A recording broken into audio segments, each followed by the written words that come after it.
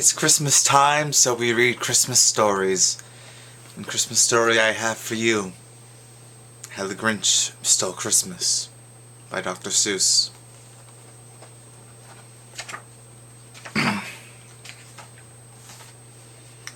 Every Who down in Whoville liked Christmas a lot.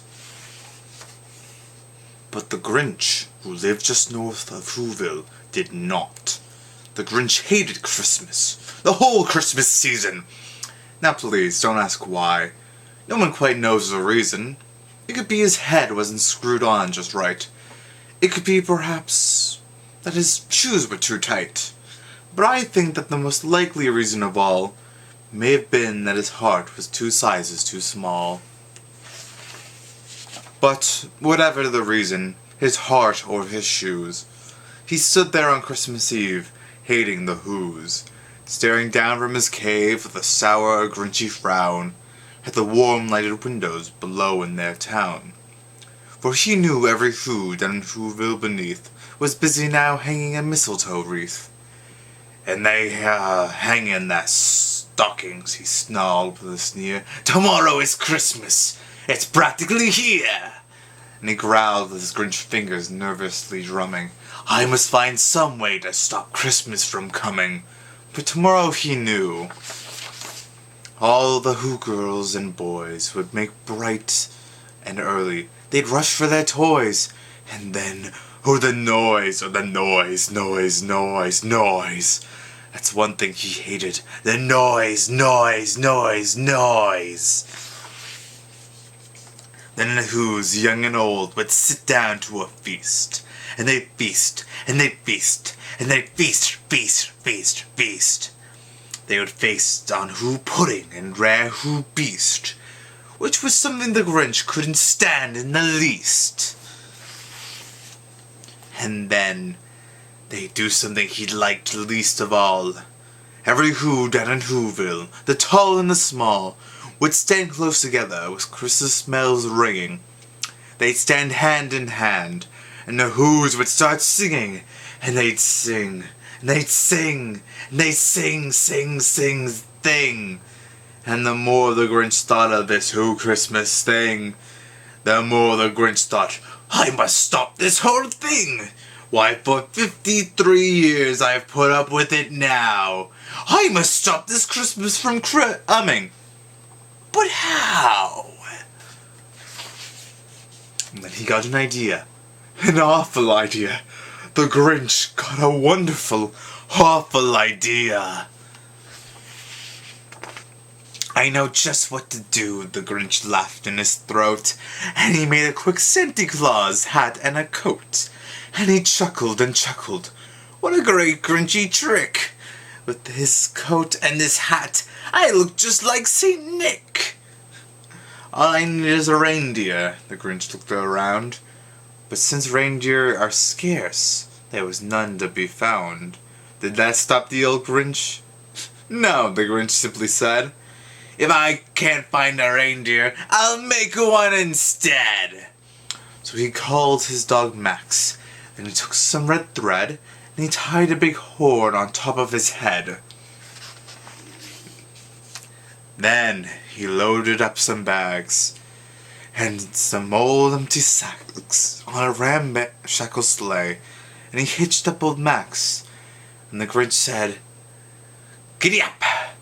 And the sleigh started down towards the homes where the Whos lay snooze in their town.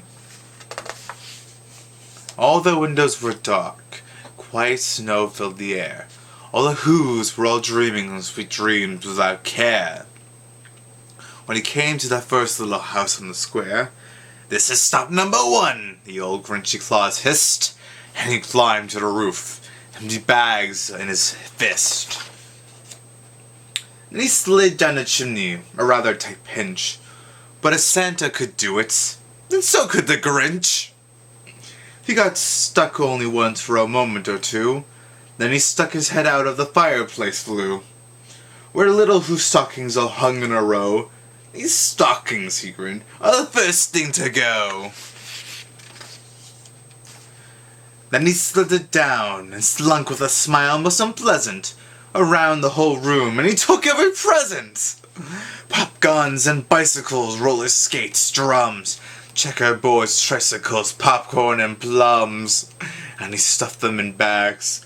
And the Grinch very nimbly stuffed all the bags one by one up the chimney.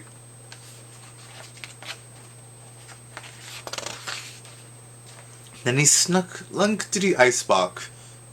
He took the Who's Feast. He took the Who Pudding. He took the Roast Beast. He cleaned out that icebox as quick as a flash. Why, that Grinch even took the last can of Who Hash. Then he shuffled the food to the chimney with glee. And now, grinned the Grinch, I will stuff up the tree. And the Grinch grabbed the tree and he started to shove, when he heard a small sound like the coo of a dove. He turned around fast and saw a small who, like little Cindy Lou, who was not more than 2. The Grinch had been caught by this tiny Who daughter, who got out of bed for a cup of cold water. She stared at the Grinch and said, "Santa Claus, why are you taking our Christmas tree? Why?" But you know that old Grinch was so smart and so slick. He thought up a lie and he thought it up quick. "Why, my sweet little tot," the fake Santa Claus lied, "there's a light on this tree that won't light on one side. So I'm taking it home to my workshop, my dear. I'll fix it up there, then I'll bring it back here." And his fib fooled the child, and he patted her head, and he got her a drink, and he sent her to bed. And when Cindy Lou Who went to bed with her cup, he went to the chimney and stuffed the tree up. And the last thing he took was the log for their fire, and he went up the chimney himself, the old liar. On their walls he left nothing but hooks and some wire, and the one speck of food that he left in the house was a crumb that was even too small for a mouse. Then he did the same thing to the other Who's houses, leaving crumbs much too small for the other Who's mouses. It was 1/4 dawn, and the Who's still abed. All the Who's still a snooze when he packed up his sled.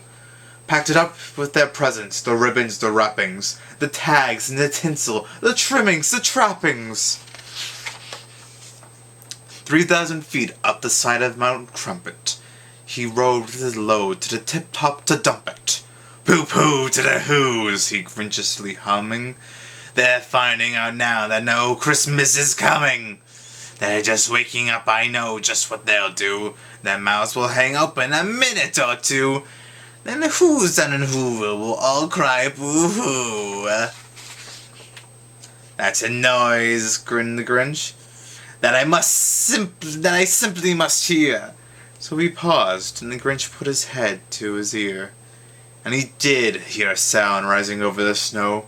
It started then low, then it started to grow. But the sound wasn't sad. Why, this sound sounded merry.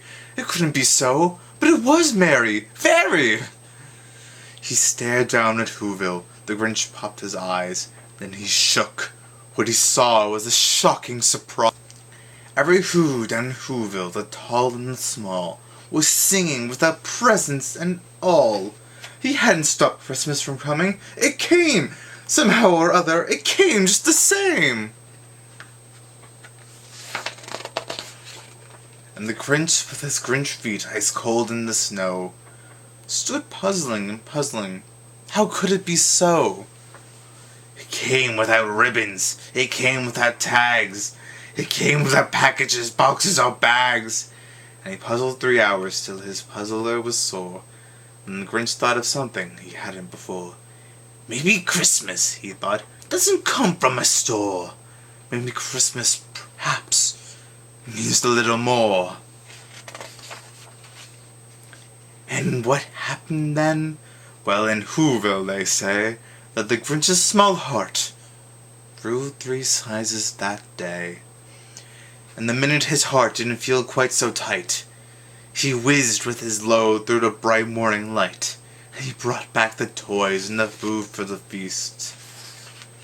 And he himself, the Grinch, carved the roast feast. Story, The Grinch Who Stole Christmas.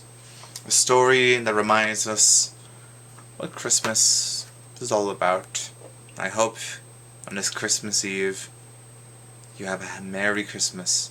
Friends, family, and all that makes you merry.